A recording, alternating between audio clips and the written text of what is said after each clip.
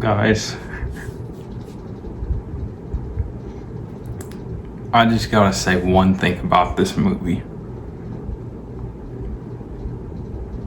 This was peak. This was literally one of the best franchises ever made. And I really hope they keep continuing these Spider-Man movies, because let me tell you right now, Spider-Man Brand New Day is literally the best movie in the franchise.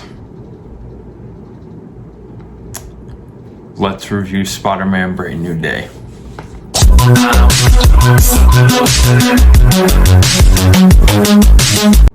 So, getting into it, I just gotta say right off the bat, Peter Parker himself, Tom Holland always nails the role of Peter Parker. And when I tell you, this man literally knew how to act in this movie. It was literally one of the most well put together and well choreographed fight movie.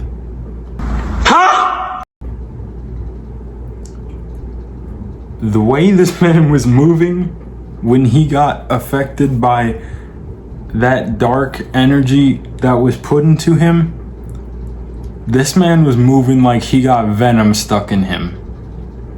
And I think out of all the times Spider-Man was affected by evil, the way they did it in this movie, top tier, one of the best Spider-Man I've seen, best choreographed fights.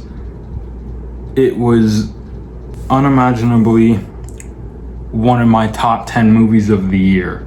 Now I know we're literally in the last day of July right now, but when I tell you this movie literally changed the way I feel about Spider-Man now, I mean that.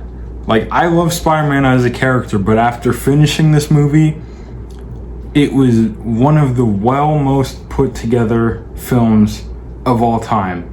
And the director in this movie, yes, he directed Shang-Chi. When I heard that announcement that he's directing Spider-Man Brand New Day, I was like, this movie's gonna be peak. And I felt it was gonna be awesome, but I didn't think they were gonna do the unthinkable.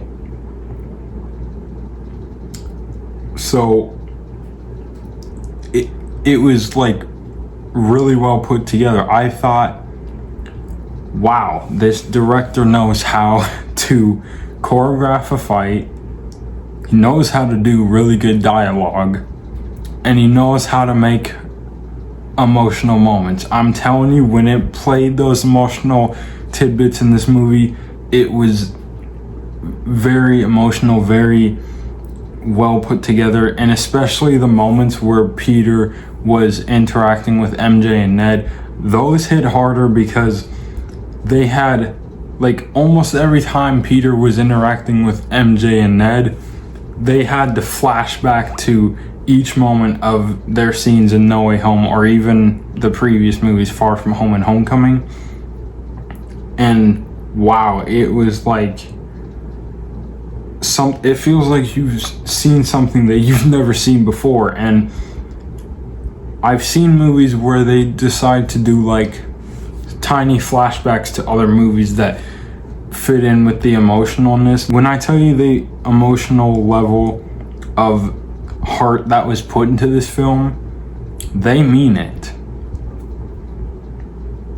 And okay, so moving on, like Punisher, dude, he was hilarious in this movie. He, like, knowing Punisher, when he got announced for this movie, I'm like, Punisher? Really?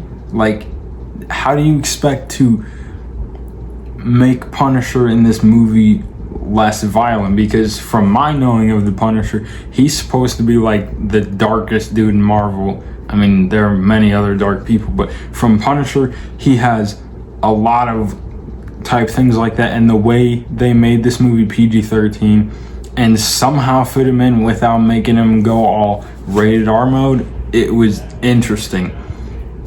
And the Hulk, Mark Ruffalo back at it again as Hulk. Literally, dude, one of the best fights I've seen since the Avengers Endgame.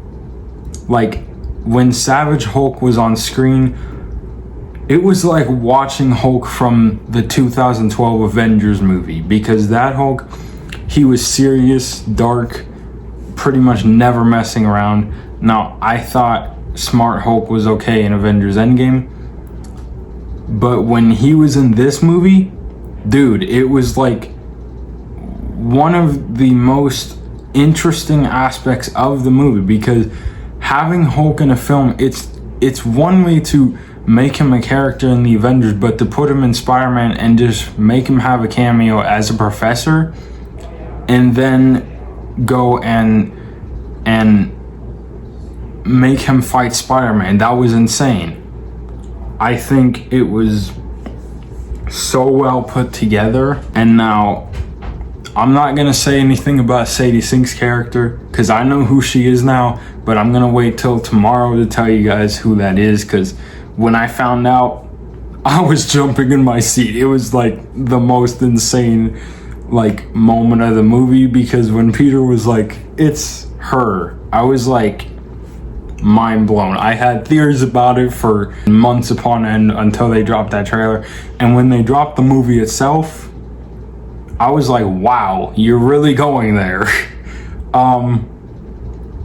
Yeah, but great movie anyways. And of course, Peter and Ned's relationship in this movie, awesome. Never fails to like fail at all. And of course, I'll talk more about that in my spoiler review tomorrow, because I don't want to say anything. All I can say is that for most of this movie, Peter has to deal with being alone and deal with having to know how to deal with the level of pain and hurt. And I think that's one of the great things about Spider-Man, is when it comes to Spider-Man, you really have to know how to make him a character and know how to connect on a level where you're like, because the way Stan Lee did it, rest in peace to him by the way, the way Stan Lee made Spider-Man, he made it so every teenager that is going through something difficult can relate to him. And me personally, when I watched this movie, like I said, I love Spider-Man as a character, but when I finished this movie, I related to Spider-Man on a whole nother level that I didn't expect to before. I felt his pain of being alone. I felt his pain of having to move on from something that he didn't want to do, but it had to be for the best. And just seeing that he knew how to deal with that by himself, it was nice to see. So, yeah, I think that's gonna do it for this review, but thank you guys for watching. Don't forget to like, comment, subscribe, leave your thoughts down below in the comments of what you thought of this movie. Did you like it? Did you not? And my spoiler review will be up tomorrow, so make sure to look out for that. And as always, I will catch you guys on the flip side.